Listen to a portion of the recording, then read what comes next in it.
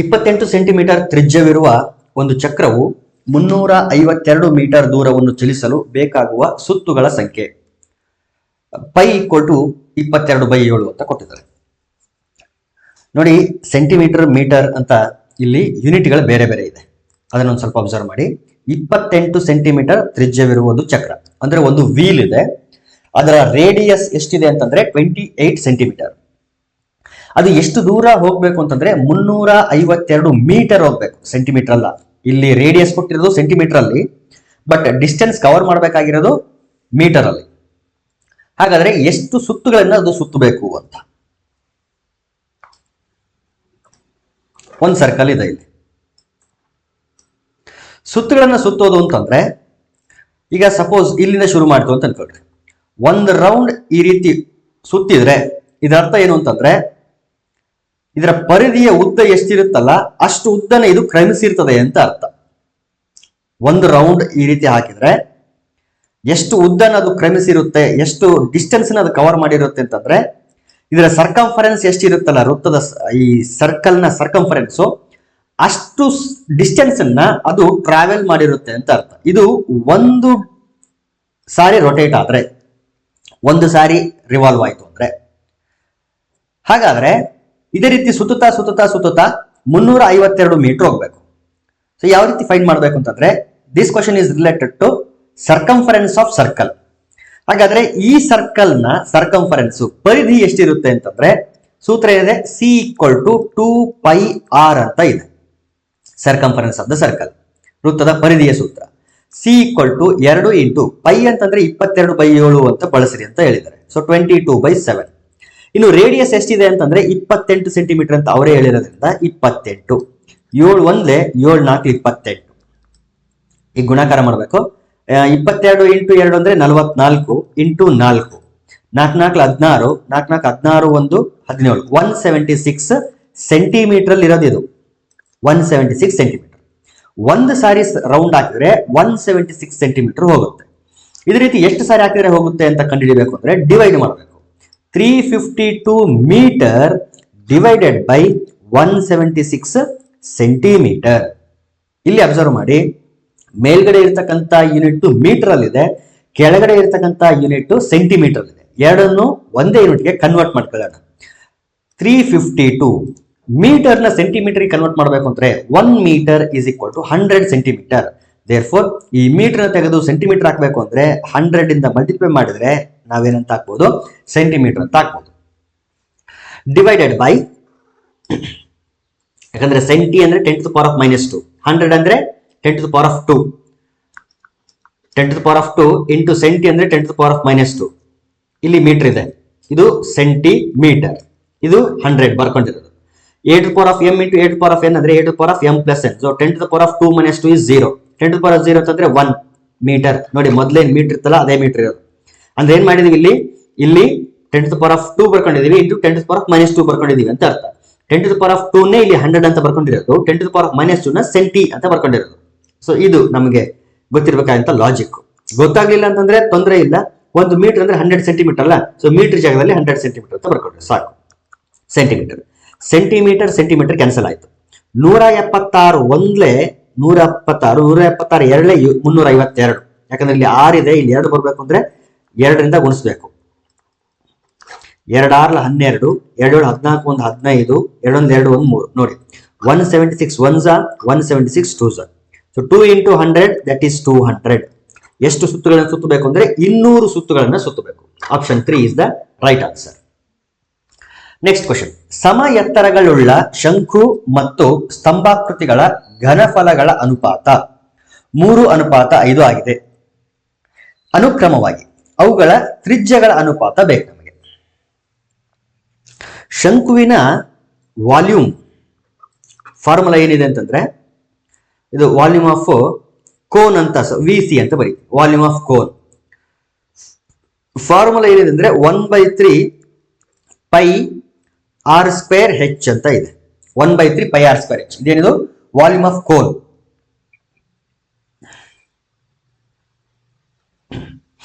ಎತ್ತರಗಳು same ಇದೆ, ಆದರೆ ತ್ರಿಜ್ಯಗಳ ಬಗ್ಗೆ ಏನು ಹೇಳಿಲ್ಲ.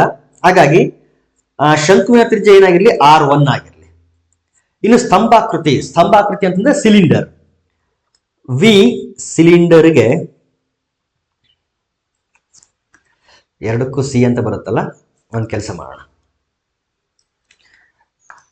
ರೇಡಿಯಸ್ ಅನ್ನ 1 ಅಂತ ತಗೊಂಡಿದ್ದೀವಲ್ಲ, ಅದೇ ರೀತಿ V1 V2 ಅಂತ ತಗೊಳ್ಳೋಣ. V1 ಅಂತಂದ್ರೆ ವಾಲ್ಯೂಮ್ ಆಫ್ ಕೋನ್, ಶಂಕುವಿನ ಘನಫಲ. V2 ಅಂತಂದ್ರೆ ಸ್ತಂಭಾಕೃತಿಯ ಘನಫಲ ಅಥವಾ ಸಿಲಿಂಡರ್ನ ಘನಫಲ. ಇದಕ್ಕೆ ಸೂತ್ರ ಏನು? ಪೈ ಆರ್ ಸ್ಕ್ವೇರ್ ಹೆಚ್ಚು, ರೇಡಿಯಸ್ ಬೇರೆ ಬೇರೆ ಇರಬಹುದು, ಸೊ R2 ಅಂತ ತಗೊಳ್ತೀನಿ. ಹೈಟ್ ಎರಡರಲ್ಲೂ ಸೇಮ್ ಇರೋದ್ರಿಂದ ಹೈಟ್ ಸೇಮ್. ಬಟ್ ಅವುಗಳ ಅನುಪಾತ ಕೊಟ್ಟಿದ್ದಾರೆ. ಶಂಕುವಿನ ಘನಫಲ 3 ಅನುಪಾತದಲ್ಲಿ ಇದ್ರೆ ನಿಜವಾದ ಘನಫಲ 3x ಆಗಿರಲಿ.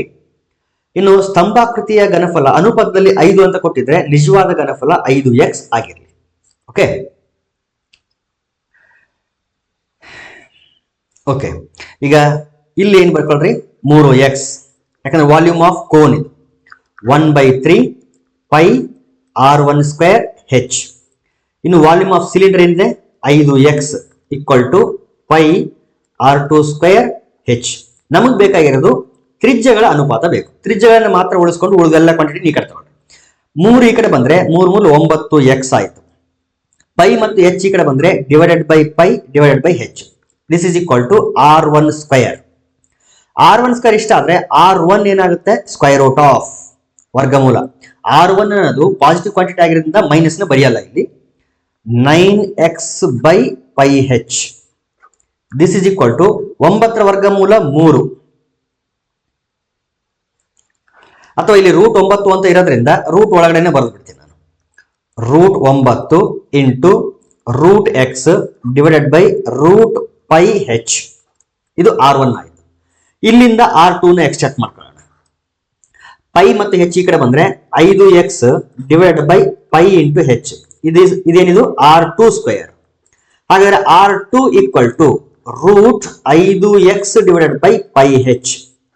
ಸಪರೇಟ್ ಮಾಡ್ಕೊಂಡ್ರೆ root 5 into root X divided by root pi into H. ಅನುಪಾತ ಬೇಕಾಗಿರೋದು ನಮಗೆ R1 ಅನುಪಾತ R2. This is equal to R1 ಏನಿದೆ? Root 9 into root X divided by root pi H ಅಂತ ಇದೆ. ಅನುಪಾತ R2 ಏನಿದೆ ಅಂದ್ರೆ root 5 into root X divided by root pi H. ಎರಡು ಕಡೆ ರೂಟ್ ಎಕ್ಸ್ ಕ್ಯಾನ್ಸಲ್ ಆಗಲಿ, ರೂಟ್ ಪೈ ಹೆಚ್ ಕ್ಯಾನ್ಸಲ್ ಆಗಲಿ. ಸೊ ಫೈನಲಿ ನಮ್ಮ ಹತ್ರ ಉಳಿಯೋದು ರೂಟ್ 9 ಅನುಪಾತ root 5. Therefore first option is the correct option. Next question. ಎರಡು ಸಮರೂಪಿ ತ್ರಿಭುಜಗಳ ಅನುರೂಪ ಬಾಹುಗಳ ಅನುಪಾತ 9:16 ಆಗಿದೆ. ಹಾಗಾದ್ರೆ ಅವುಗಳ ವಿಸ್ತೀರ್ಣಗಳ ಅನುಪಾತ. ಸೇಮ್ ಇದೇ ರೀತಿ ಕ್ವಶನ್ ಆದ್ರೆ ರಿವರ್ಸ್ ಆರ್ಡರ್ ಅಲ್ಲಿ ಕೊಟ್ಟಿದ್ರು. ಅಂದ್ರೆ ವಿಸ್ತೀರ್ಣ ಕೊಟ್ಟಿದ್ರು, ಬಾಹುಗಳ ಅನುಪಾತ ಕೇಳಿದ್ರು. ಇದು ಒಂದು ಪ್ರಮೇಯದ ಸ್ಟೇಟ್ಮೆಂಟ್ ಮೇಲೆ ಡಿಪೆಂಡ್ ಆಗಿರುತ್ತೆ ಒಂದು ಕ್ವಶನ್.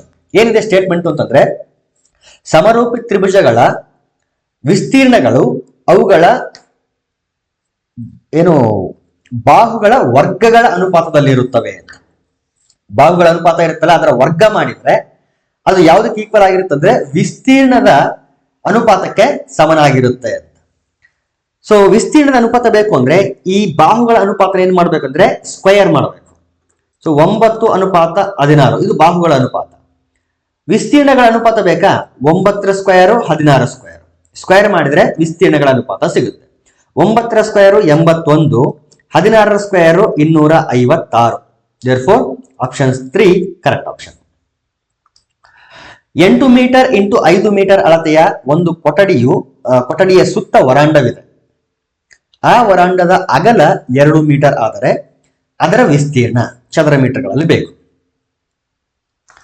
ರೆಫರೆನ್ಸ್ಗೆ ಒಂದು ಚಿತ್ರ ತಗೊಳ್ಳೋಣ. ಈ ರೀತಿ ಒಂದು ರೂಮ್ ಇದೆ ಅಂತ ಅನ್ಕೊಳ್ರಿ. ಅದರ ಸುತ್ತ ಒಂದು ವರಾಂಡ ಇದೆ. ಅದರ ಅಗಲ ಎಷ್ಟು ಅಂದ್ರೆ 2 ಮೀಟರ್. ಇಲ್ಲೇನು ಒಳಗಡೆ ಕಾಣಿಸ್ತಾ ಇದೆಯಲ್ಲ, ಇದು ವರಾಂಡ.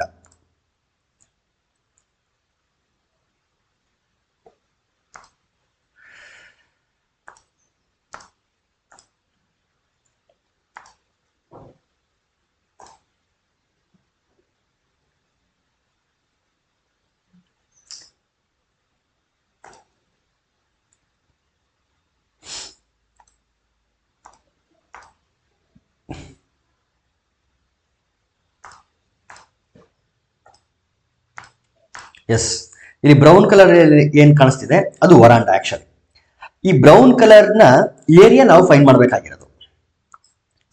ಈಗ ಒಳಗಡೆ ರೂಮ್ ಇದೆಯಲ್ಲ, ಆ ಕೊಠಡಿಯ ಮೆಜರ್ಮೆಂಟ್ಸ್ ಏನ್ ಕೊಟ್ಟಿದ್ದಾರೆ, ಡೈಮೆನ್ಷನ್ಸ್ ಅಂತಂದ್ರೆ 8 ಮೀಟರ್ ಇಂಟು 5 ಮೀಟರ್ ಅಂತ ಕೊಟ್ಟಿದ್ದಾರೆ. Length 8 metre, breadth 5 metre. ಇನ್ನು ಅಗಲ ಎಷ್ಟಿದೆ ಇಲ್ಲಿ? ಈ ಅಗಲ 2 ಮೀಟರ್ ಇದೆ. ಈ ಕಡೆ 2 ಮೀಟರ್ ಇದ್ರೆ ಈ ಕಡೆ ಕೂಡ 2 ಮೀಟರ್ ಇರುತ್ತೆ. ಹಾಗಾದ್ರೆ ಟೋಟಲ್ ಲೆಂತ್, ಹೊರಗಡೆ ಏನು ಲೆಂತ್ ಇದೆಯಲ್ಲ ಅದರ ಲೆಂತ್ ಎಷ್ಟಿರುತ್ತೆ ಅಂದ್ರೆ, ಇದು 8, ಇಲ್ಲಿಂದ ಇಲ್ಲಿಗೆ 2, ಇಲ್ಲಿಂದ ಇಲ್ಲಿಗೆ 2, 2 plus 2 4 plus 8, 8 4 12. So total length ಎಷ್ಟು ಮೀಟರ್ ಇರುತ್ತೆ ಅಂದ್ರೆ 12 ಮೀಟರ್ ಇರುತ್ತದೆ. ಇನ್ನು ಅಗಲಕ್ಕೆ ಬರೋಣ. ಅಗಲನೂ ಅಷ್ಟೇನೆ, ಇಲ್ಲಿ 2 ಮೀಟರ್, ಈ ಕಡೆ 2 ಮೀಟರ್ ಇರೋದ್ರಿಂದ ಇಲ್ಲಿ 2 ಮೀಟರ್, ಇಲ್ಲೂ ಕೂಡ 2 ಮೀಟರ್, ಎಷ್ಟಾಯ್ತು 4 ಮೀಟರ್. ನಡುವೆ 5 ಮೀಟರ್ ಇರ್ತದೆ. ಇಲ್ಲಿ 5 ಪ್ಲಸ್ 4 ಟೋಟಲ್ ಎಷ್ಟು ಅಂತಂದ್ರೆ 9 ಮೀಟರ್ ಆಯ್ತು. ಹೊರಗಡೆ ಇರ್ತಕ್ಕಂಥ ಆಯತದ ಉದ್ದ ಮತ್ತು ಅಗಲಗಳು 12 ಮೀಟರ್ ಮತ್ತು 9 ಮೀಟರ್. ಒಳಗಡೆ ಇರ್ತಕ್ಕಂಥ ಆಯತದ ಉದ್ದ ಮತ್ತು ಅಗಲಗಳು 8 ಮೀಟರ್ ಮತ್ತು 5 ಮೀಟರ್. ನಮ್ಗೆ ಬೇಕಾಗಿರೋದು ಬ್ರೌನ್ ಕಲರ್ ನ ಏರಿಯಾದ ರೀಜನ್ ಅನ್ನ ಏರಿಯಾ ಬೇಕು. ಹೆಂಗ್ ಫೈಂಡ್ ಮಾಡಬೇಕು ಅಂತಂದ್ರೆ, area of larger rectangle minus area of small rectangle. ಹೊರಗಡೆ ಇರ್ತಕ್ಕಂಥ ರೆಕ್ಟಾಂಗಲ್ ನ ಏರಿಯಾ ಮೈನಸ್ ಒಳಗಡೆ ಇರ್ತಕ್ಕಂಥ ಏರಿಯಾನ ರೆಕ್ಟಾಂಗಲ್ ನ ಸಬ್ಟ್ರಾಕ್ಟ್ ಮಾಡಿಬಿಟ್ರೆ ನಮಗೆ ರಿಕ್ವೈರ್ಡ್ ಏರಿಯಾ ಸಿಗುತ್ತೆ. ಹಾಗಾದ್ರೆ ಹೊರಗಡೆ ಇರ್ತಕ್ಕಂಥ ಏರಿಯಾ ರೆಕ್ಟಾಂಗಲ್ ನ ಏರಿಯಾ ಎಷ್ಟು ಅಂದ್ರೆ, ಲೆಂತ್ ಇಂಟು ಬ್ರೆಡ್ತ್ ಅಲ್ಲ, 12 into 9 length into breadth, minus ಒಳಗಡೆನ ರೆಕ್ಟಾಂಗಲ್ ಅದರ ಏರಿಯಾ 8 ಇಂಟು 5 ಮಲ್ಟಿಪ್ಲೈ ಮಾಡಿದ್ರೆ 12 9 108 ಮೈನಸ್ 8 5 40 ಕಳೀರಿ. 8 ಮೈನಸ್ 0 ಅಂದ್ರೆ 8, 10 4 ಹೋದ್ರೆ 6, therefore 68 ಚದರ metre, 68 square metre. Option 2 correct. ಈ ಚಿತ್ರದಲ್ಲಿ ಎಸಿ ಮತ್ತು ಬಿಡಿಗಳು ಪರಸ್ಪರ ಲಂಬವಾಗಿವೆ, ಅಂದ್ರೆ ಪರ್ಪೆಂಡಿಕ್ಯುಲರ್ ಆಗಿ ಕಟ್ ಮಾಡ್ತಾ ಇವೆ ಒಂದಕ್ಕೊಂದು. ಅಂದ್ರೆ ಅರ್ಥ, ಈ ಸರ್ಕಲ್ ಅನ್ನ ಈ 2 ಡಯಾಮೀಟರ್ಗಳು actually perpendicular to each other ಅಂತಂದ್ರೆ ಡಯಾಮೀಟರ್ಗಳು, ಯಾಕಂದ್ರೆ ಸೆಂಟರ್ ಅಂತ ಪಾಸ್ ಆಗಿ ಹೋಗ್ತಾ ಇದೆ. 4 ಈಕ್ವಲ್ ಪಾರ್ಟ್ಸ್ ಆಗಿ ಡಿವೈಡ್ ಮಾಡ್ತವೆ. ಛಾಯಾಕೃತ ಭಾಗದ ವಿಸ್ತೀರ್ಣ 308 ಚದರ ಸೆಂಟಿಮೀಟರ್. ಛಾಯಾಕೃತ ಭಾಗ ಅಂತಂದ್ರೆ ಇಲ್ಲಿ ಶೇಡೆಡ್ ರೀಜನ್ ಇದೆಯಲ್ಲ, ಈ 2 ರೀಜನ್ ನ ಏರಿಯಾ ಎಷ್ಟಿದೆ ಅಂತಂದ್ರೆ 308 ಸ್ಕ್ವೇರ್ ಸೆಂಟಿಮೀಟರ್ ಇದೆ. ಹಾಗಾದ್ರೆ ಎಸಿ ಯ ಉದ್ದ ಬೇಕು. ಎಸಿ ಅಂತಂದ್ರೆ ಈ ಡಯಾಮೀಟರ್ ಏನಿದೆ ವ್ಯಾಸ, ಅದರ ಉದ್ದ ಬೇಕು ನಮಗೆ. ಓಕೆ, ಶೇಡೆಡ್ ರೀಜನ್ ನ ಏರಿಯಾ 308 ಸೆಂಟಿಮೀಟರ್ ಆದ್ರೆ ಇಲ್ಲಿ ಶೇಡೆಡ್ ರೀಜನ್ ಎಷ್ಟಿದೆಯಲ್ಲ, ಶೇಡ್ ಮಾಡದೇ ಇರತಕ್ಕಂಥ ರೀಜನ್ ಕೂಡ ಅಷ್ಟೇ ಇರುತ್ತೆ. ಯಾಕಂದ್ರೆ ಈಕ್ವಲ್ ಆಗಿ 4 ಪಾರ್ಟ್ ಆಗಿ ಡಿವೈಡ್ ಮಾಡ್ತಾ ಇದೆ. ಶೇಡೆಡ್ ರೀಜನ್ 2 ಪಾರ್ಟ್ ಇದೆ, ಶೇಡ್ ಮಾಡದೇ ಇರತಕ್ಕಂಥ ರೀಜನ್ 2 ಪಾರ್ಟ್ ಇರೋದ್ರಿಂದ 308 ಇವೆರಡು ಆದ್ರೆ ಈ 2 ರೀಜನ್ಗಳು ಕೂಡ 308 ಆಗಿರ್ತದೆ. So area of total circle, complete circle ನ ಏರಿಯಾ ಬೇಕು ಅಂದ್ರೆ 308 ಪ್ಲಸ್ 308 ಅಥವಾ ಇಂಟು 2 ಮಾಡಿದ್ರು ನಡೀತದೆ. 308 ಯಾವುದು ಅಂದ್ರೆ ಇವೆರಡು ರೀಜನ್ಗಳದ್ದು.